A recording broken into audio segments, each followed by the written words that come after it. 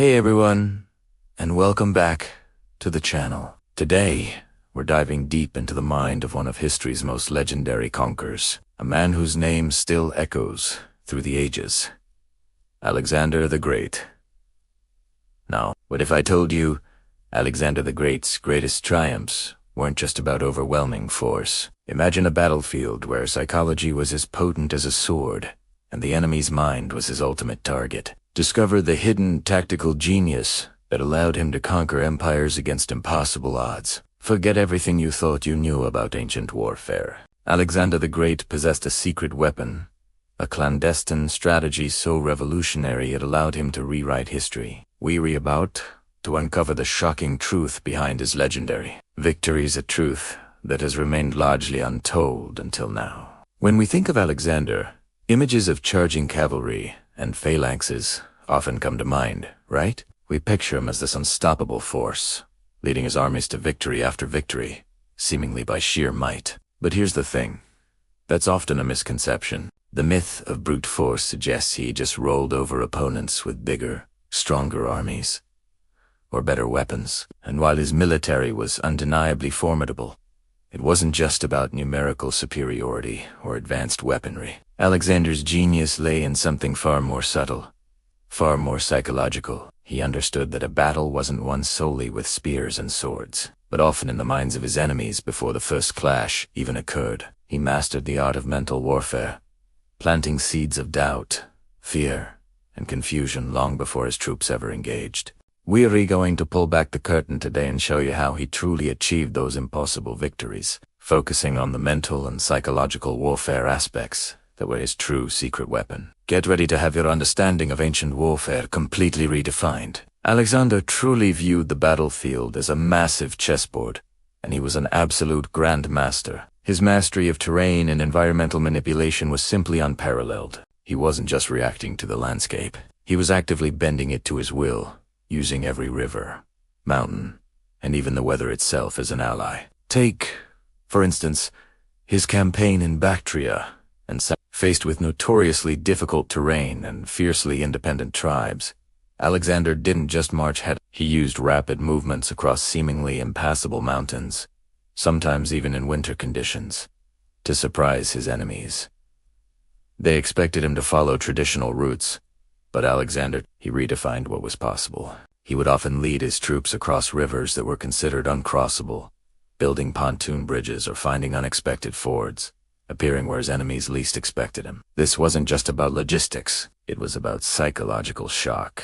Imagine being an enemy commander, knowing your opponent is on the other side of a raging river, feeling secure, only to wake up and find his army already across, ready for battle. It instantly put them on the defensive, eroding their morale and confidence. This concept of preemptive positioning was key. He'd secure strategic points, river crossings, or high ground, forcing his enemy into unfavorable engagements from the outset. He didn't just fight battles, he designed them. He'd dictate the terms, the time, and the place, always ensuring the advantage was stacked in his favor. It was like he was playing three-dimensional chess, while his opponents were still playing checkers. His ability to read and exploit the natural environment was a cornerstone of his strategic genius, proving that sometimes the landscape itself can be your most powerful weapon. Now, let's talk about his most iconic tactic, the hammer and anvil.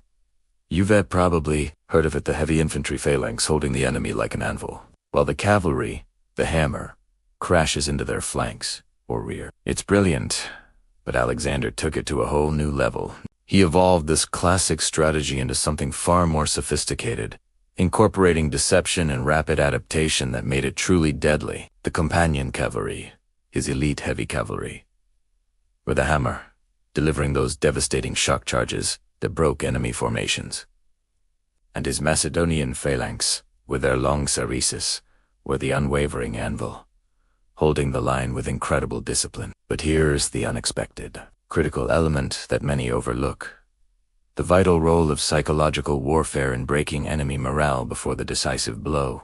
Alexander didn't just charge, he'd often use feints, false retreats, and sudden changes in direction to sow confusion and panic among the enemy. He would exploit any perceived weakness, a wavering flank, a gap in the line, or even just a moment of hesitation.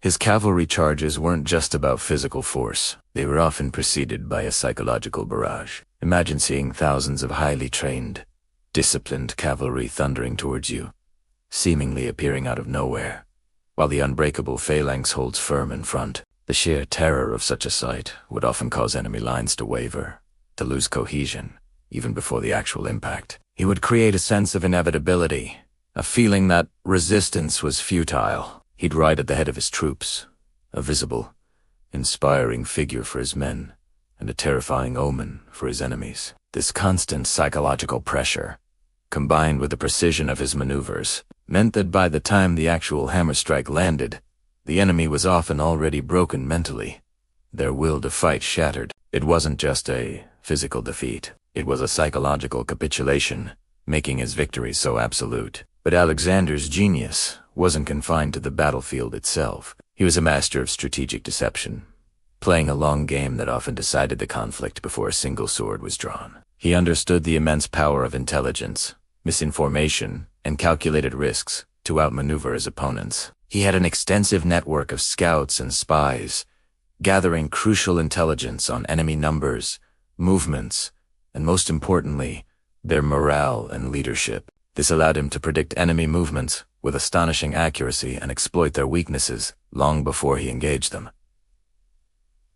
He wouldn't just react to his enemies, he would anticipate their every move. Think about his campaigns in Persia. He wasn't just fighting armies. He was fighting an empire. He skillfully used propaganda, spreading rumors of his invincibility and the weakness of Darius, the Persian king. He would stage impressive displays of force or cunning maneuvers that would be reported back to enemy lines, instilling fear and doubt. His feints weren't just tactical, they were strategic. He would appear to be marching in one direction, drawing enemy forces, only to suddenly pivot and strike a completely different, undefended objective. This constant unpredictability, combined with his reputation for ruthlessness and invincibility, often led to defections among his enemies or internal strife within their ranks. He didn't just conquer territories, he conquered minds. These strategic deceptions were directly connected to his ultimate battlefield success. By sowing discord and confusion, by making his enemies second-guess themselves, he ensured that by the time they faced his army, they were already at a significant disadvantage, often demoralized and disoriented. The secret tactic wasn't just about physical prowess. It was about the art of war as a psychological and intellectual challenge, where cunning and foresight were just as important as courage and strength. So, as we look back at Alexander's incredible legacy, it becomes clear that his strategic genius transcended simple brute force. His victories weren't just about overwhelming power. They were a testament to his multifaceted approach to warfare, blending tactical brilliance, psychological manipulation, and strategic foresight. He challenged every common perception of military strategy, proving that innovation and understanding the human mind were far more potent than sheer numbers. He understood that a battle is won not just with steel, but with wits, with anticipation, and with the ability to shatter an enemy's morale before the real fighting even begins. His methods force us to reconsider what true military genius looks like, and to appreciate the depth of historical innovation that often goes unnoticed behind the grand narratives. It makes you wonder what other historical figures might have hidden secret tactics yet to be fully uncovered. What other untold stories are waiting to be explored? Alexander the Great wasn't just a conqueror. He was a revolutionary strategist, and his blueprint for victory continues to influence military thought even today. Thank you so much for joining me on this deep dive into Alexander's mind. If you found this fascinating, please give this video a thumbs up, share it with your friends. And do not forget to subscribe and hit that notification bell so you do not miss our next historical adventure. What do you think was Alexander's most surprising tactic? Let me know in the comments below.